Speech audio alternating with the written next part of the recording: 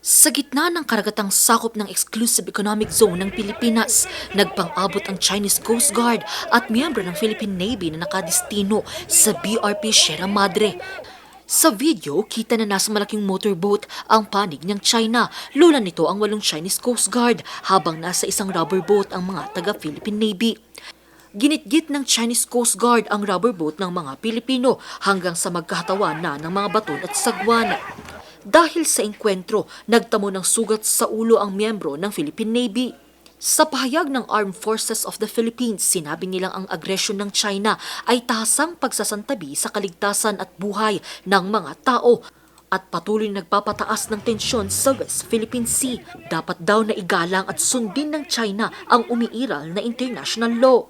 Kinundina naman ni Senator Robin Padilla ang aniyay marahas at agresibong pagkilos ng Chinese Coast Guard. Dagdag pa ng senador, somo-sobra na raw ang China.